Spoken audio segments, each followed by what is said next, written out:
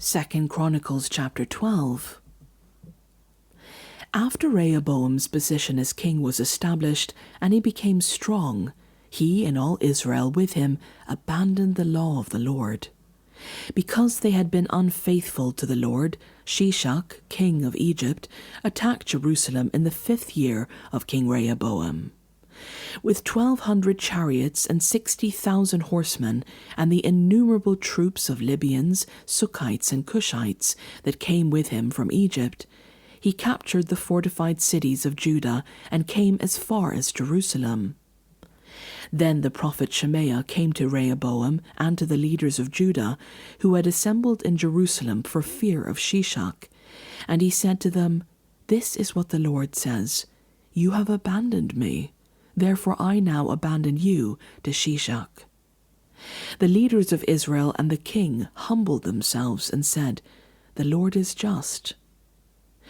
When the Lord saw that they humbled themselves, this word of the Lord came to Shemaiah: "Since they have humbled themselves, I will not destroy them, but will soon give them deliverance. My wrath will not be poured out on Jerusalem through Shishak. They will, however, become subject to him, so that they may learn the difference between serving me and serving the kings of other lands." When Shishak, king of Egypt, attacked Jerusalem, he carried off the treasures of the temple of the Lord and the treasures of the royal palace. He took everything, including the gold shields Solomon had made.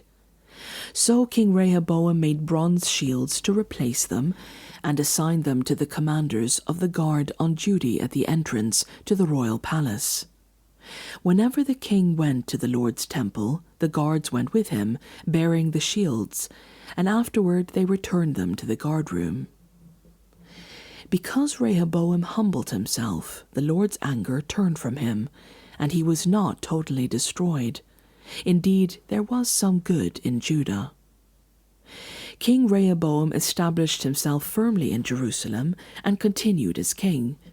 He was 41 years old when he became king, and he reigned 17 years in Jerusalem, the city the Lord had chosen out of all the tribes of Israel, in which to put his name. His mother's name was Naamah. She was an Ammonite. He did evil because he had not set his heart on seeking the Lord.